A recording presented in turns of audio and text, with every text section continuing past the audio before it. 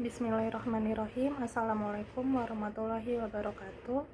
Kami dari kelompok 1, mahasiswi semester 6 PGMI reguler Malam Tambun.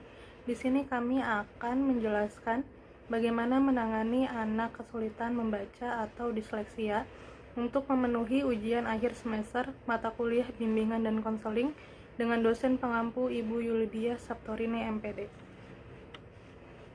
Anak kesulitan membaca atau disleksia yaitu kesulitan membaca, mengeja, menulis, dan kesulitan dalam mengartikan kata yang memberikan efek terhadap proses belajar. Faktor-faktor disleksia, apa saja sih faktor-faktor disleksia? Itu terdiri dari 3 faktor. Yang pertama faktor biologis, yang kedua faktor kognitif, dan yang ketiga itu faktor perilaku. Faktor biologis ini terjadi akibat pengaruh genetika atau kelainan pada otak, riwayat keluarga yang pernah mengalami disleksia, kehamilan yang bermasalah, serta masalah kesehatan yang cukup relevan. Dan yang kedua, faktor kognitif, yaitu pola artikulasi bahasa dan kurangnya kesadaran fonologi pada individu yang bersangkutan. Yang ketiga, faktor perilaku, masalah dalam hubungan sosial, stres yang merupakan implikasi dari kesulitan belajar, serta gangguan motorik pada individu yang bersangkutan. Ciri-ciri disleksia. Disleksia visual. 1. Membaca huruf terbalik. Yang kedua, mengacaukan huruf atau kata yang mirip. Yang ketiga, menyusun kata mengalami kesulitan. Yang keempat, mengalami kesulitan dalam analisis fonetik. Yang kelima, tidak dapat mengingat bunyi, huruf, atau kata. Yang keenam, ketika melihat kata, tidak dapat mengungkapkannya. Oke, baik. Di sini saya akan menjelaskan tentang strategi pembelajaran anak disleksia. Yang pertama adalah metode multisensori, yaitu anak akan diajarkan mengeja tidak hanya dengan cara mendengarkan lalu diucapkan kembali, tetapi di sini juga memanfaatkan metode visual atau memori, yaitu dengan cara penglihatan dan sentuhan.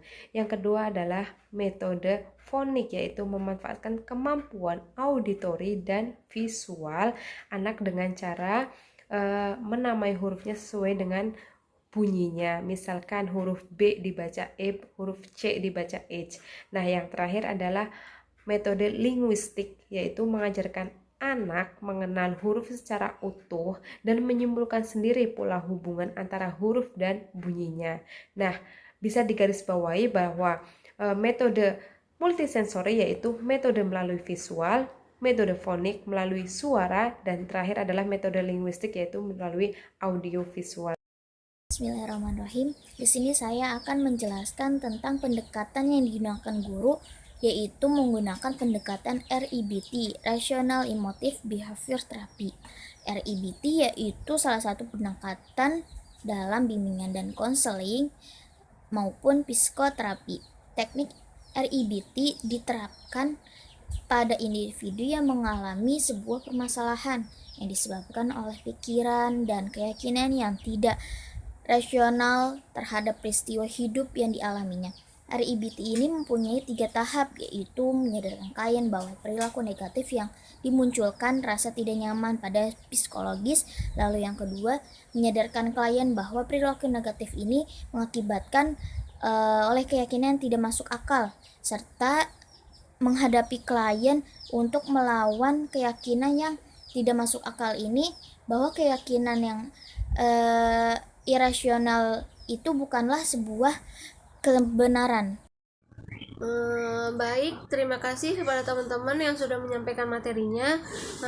Jadi kesimpulannya, disleksia itu menyerang kemampuan otak untuk menerjemahkan tulisan yang diterima oleh mata menjadi bahasa yang bermakna, sehingga juga disebut ketidakmampuan membaca.